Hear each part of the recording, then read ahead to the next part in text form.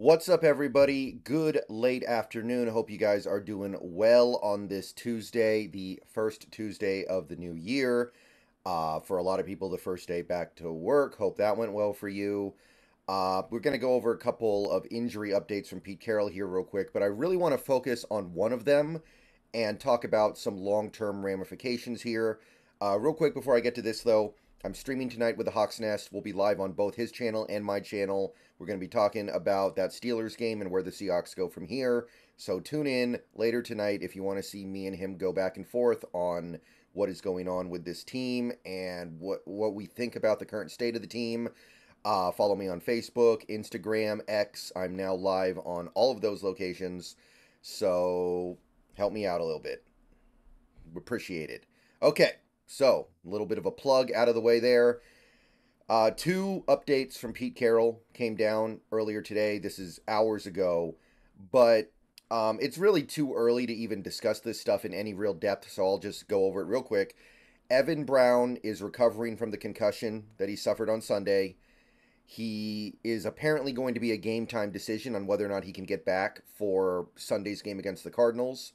So that could go one way or the other. Don't know yet. It may be his last game as a Seahawk either way, so I'm not really that hung up on that. It doesn't really matter to me if he plays that much or not. If anything, I think there's an argument to be made that we'd rather have a look at Oluwatimi for a game. But it's this other update that I want to spend a little bit of time on. Abe Lucas. Carroll did talk a little bit about the injury that Abe Lucas sustained. He was not optimistic about Abe Lucas being able to return with a bad knee. Now, he did say that the knee didn't sustain any major damage. There was no additional injury to it. It didn't re-aggravate the old injury.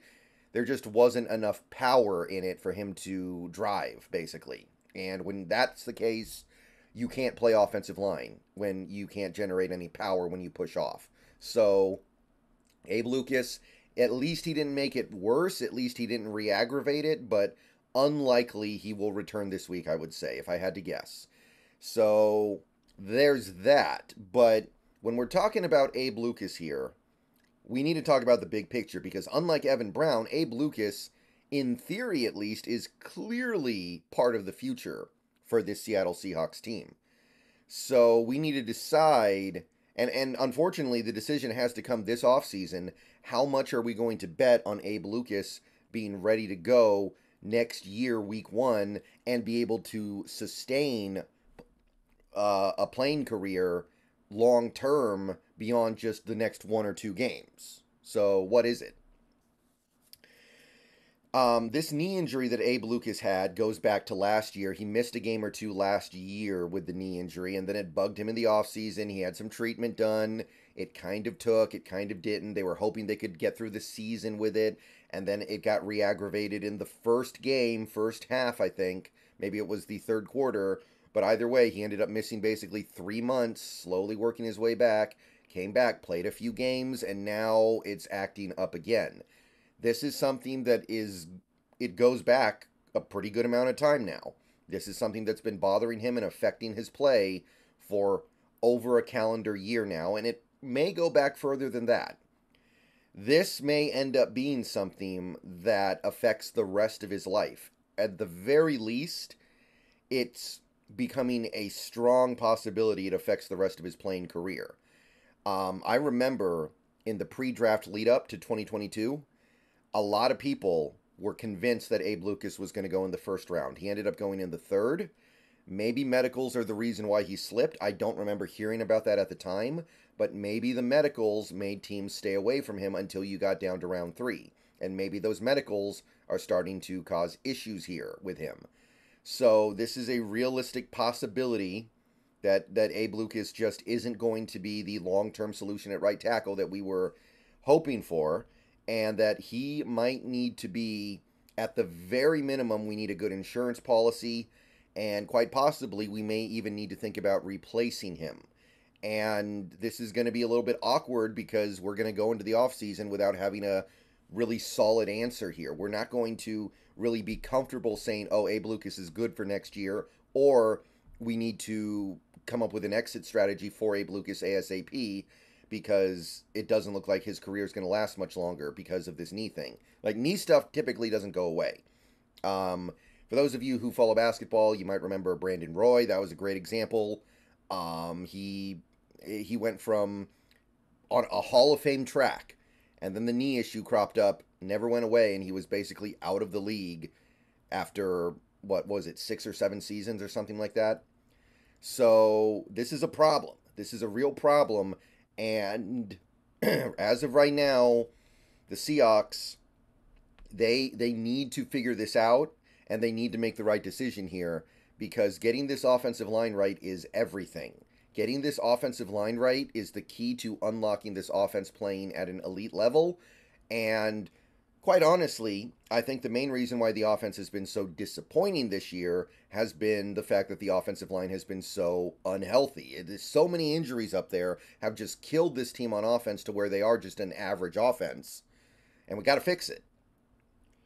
So here's what I'm going to say about this. I'm not a doctor. I'm not in the medical room with them, so I can't really make a concrete determination about whether or not Abe Lucas is ever going to move past this. I'm not going to say 100% because that's probably never happening, but 98%. Like, I cannot make that determination from where I'm sitting. None of us really can. But bottom line is this. This upcoming draft, the 2024 NFL draft, is loaded with tackles. And I know we don't have a second-round pick, and that really hurts, but we do have 2 third-round picks, and we could maybe package those up for a trade back into the second round. We could trade future assets for a second-round pick, too. There are things you can do to get back in that second round if you really want to. And the way I see it, yeah, some of these guys are clearly left tackles. Olu Fashanu is clearly a left tackle. Troy Fatanu, I think, will slide inside. Jordan Morgan might end up sliding inside or left tackle. I don't know about right tackle. But as of right now, on the NFL Mock Draft Database website, they have a grand total of 10 players listed in the top 50 who are offensive tackles. Again, they won't all play right tackle. In fact, maybe only 4 or 5 of them will play on the right side. But you've got guys like Talise Fuaga. You've got, I believe, J.C. Latham's playing on the right side. I think Tyler Guyton is as well. I'm not 100% sure on that. But if there's an offseason where you can replace a right tackle, you get a new right tackle, it's going to be this one. This is a very good one to do it. And I hate it because we all thought we were good at the right tackle position long term because of Abe Lucas. And I absolutely hate that we might have to backtrack on that. It kills me, but I would rather spend a high pick on a really good right tackle prospect than get to the regular season, put all my eggs in the basket of Abe Lucas, and then his knee acts up in game 2 or game 3. So this is the offseason to do something about the Abe Lucas situation if something needs to be done. And again, the team just plain and simple has more information than I do on this, and they need to get this right, period. We've seen careers end prematurely. It happens all the time in sports. It's not like we're the unluckiest team in the world because Abe Lucas' career might end up being a lot shorter than we thought and a lot more frustrating than we thought. But how are we going to respond to this issue? That is the question. So what do you guys think about Abe Lucas? What do you think about his future on this team? How do you feel about this? What do you want to do to mitigate it? Do you just want to get a quality backup right tackle? Do you just want to find a depth guy? Or do you feel like we just need to go all out to making sure we don't need Abe Lucas to excel next year? See you guys later. Go Hawks.